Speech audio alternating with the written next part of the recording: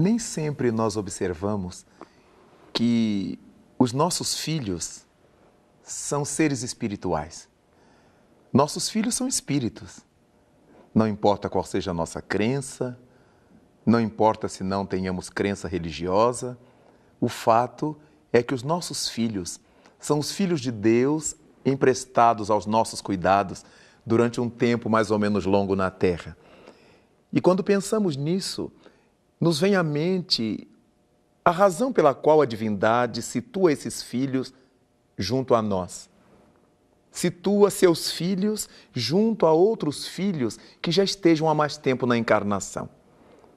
Quando pensamos nisso, temos que levar em conta que há razões bastante ponderáveis, bastante plausíveis, para que nós recebamos por parte do Criador um ou mais de seus filhos sob os nossos cuidados.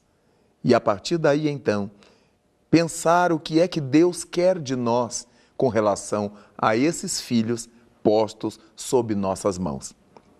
Sem qualquer dúvida, qualquer de nós que chega à Terra para uma nova existência, para uma nova experiência, ou se quisermos, para uma nova encarnação, vem com o propósito de evoluir, como um aluno que vai cada dia à classe, cada dia volta à escola, para ir complementando o aprendizado.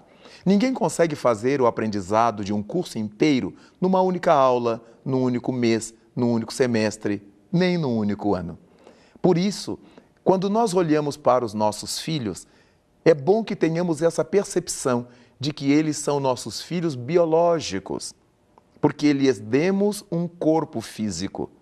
Mas, em realidade, eles são filhos de Deus, como nós. Vieram do grande Rei, do grande Pai, do grande Senhor do Universo. E como nem sempre nós chegamos à Terra zerados com relação aos valores atormentados que acumulamos, muitos chegamos cumulados de tormentos, de angústias, de problemas trazidos de outras existências, de fobias, de crimes que precisamos acertar com a consciência. Nossos filhos são assim.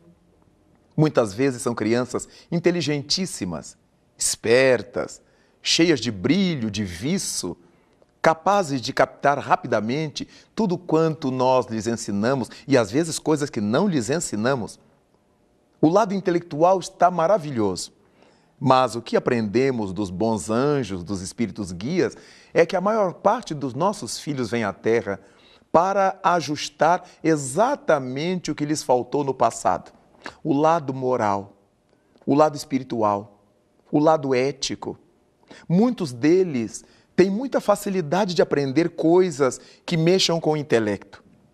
Rapidamente aprendem música, aprendem a tocar instrumentos de ouvido, aprendem a cantar, são dançantes, bailarinos, jogar, praticar esportes os mais variados, tudo eles aprendem com muita facilidade.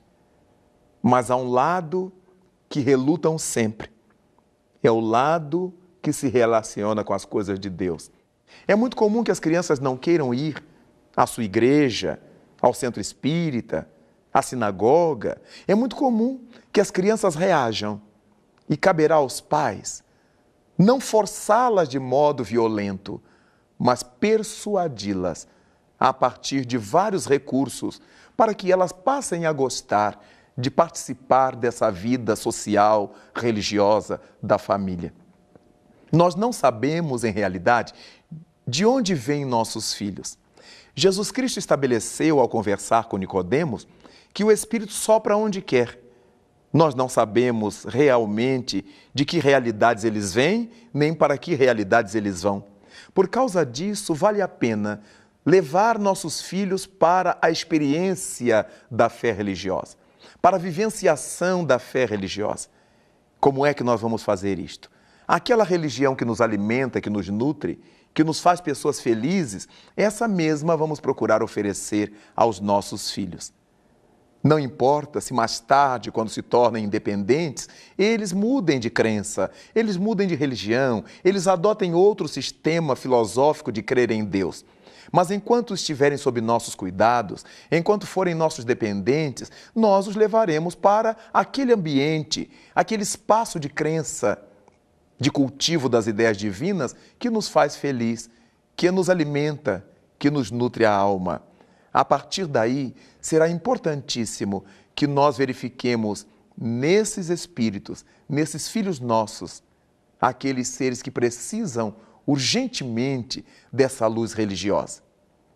Vale a pena pensar que se os nossos filhos não são nossos filhos essencialmente, são os filhos e filhas da vida por si mesma, como disse o poeta Khalil Gibran. Em linguagem religiosa, eles são os filhos de Deus, emprestados aos nossos cuidados, para que saibamos reencaminhá-los.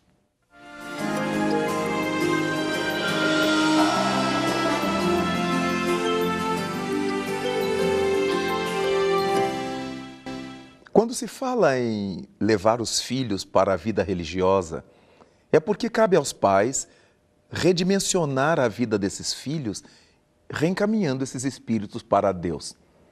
É natural pensar que nós reencaminhamos nossos filhos para Deus por diversas estradas. Eles deverão aprender a estudar, aprender a aprender, deverão ser boas pessoas, honestas, dignas criaturas, mas fundamentalmente aprender elas próprias, nossas crianças, a manter contato com o Pai Criador, aprender a se elevar através do pensamento, a desenvolver dentro de si a sua oração, a ter mais confiança nos poderes sublimes da vida. Isso tudo é uma riqueza incomensurável que os pais podemos colocar na alma dos nossos filhos. Mas quando falamos em dar uma religião aos nossos filhos, é importante que não os transformemos em pessoas religiosistas, acostumadas a irem ao templo, como quem vai ao clube social. Mas será importantíssimo que nós criemos nos nossos filhos a alma de religiosidade, aquela reverência profunda e honesta ao Criador da vida.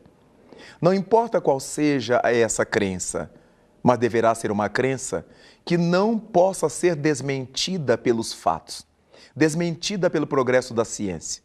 Porque todas as vezes que ensinarmos aos nossos filhos coisas que logo mais a ciência demonstrará em contrário, que os fatos do cotidiano os levem a entender diferente e a constatar diferente, eles deixarão de crer naquilo que nós lhes estamos apresentando, mas também deixarão de crer em tudo quanto diga respeito à religião. Vale a pena levar nossos filhos para uma religião amadurecida, cujos princípios estejam assentados nas leis da natureza, para o que as descobertas da ciência, as vozes da ciência, sirvam de reforço, de embasamento, de instrumentalização.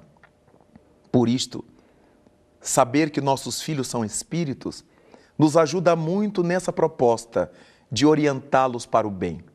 Jamais apresentar a eles os maus exemplos de nossa conduta ou apresentar-lhes como bons exemplos os maus exemplos dos outros.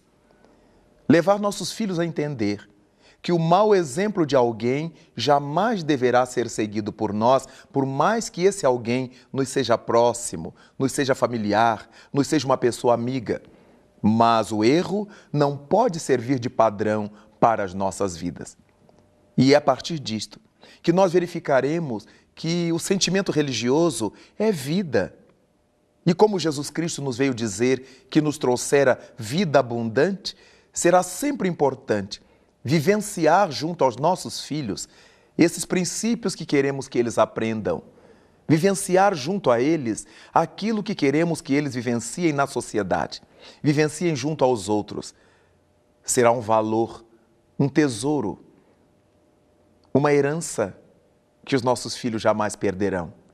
Vale a pena, dessa maneira, pensar na instrução religiosa, levar nossos filhos ao templo, ensinar aos nossos filhos a prática da oração, mas, fundamentalmente, levá-los a vivenciar a prática do amor, a resistência ao mal, às tentações do mal, resistir a todas as intempéries morais que se abatem sobre a terra. E para isto não basta frequentar uma casa religiosa. É preciso ter aprendido a verdade ensinada por Jesus Cristo. Seja qual for a interpretação, desde que essa interpretação nos eleve, nos amadureça, nos transforme em homens e mulheres de bem. E os nossos filhos, aos quais amamos tanto, serão convertidos igualmente em homens e mulheres de bem. A religião não deve ser uma arma, uma esgrima com a qual digladiamos com os outros. Jesus Cristo não pode ser transformado por nós numa muralha divisória entre as criaturas.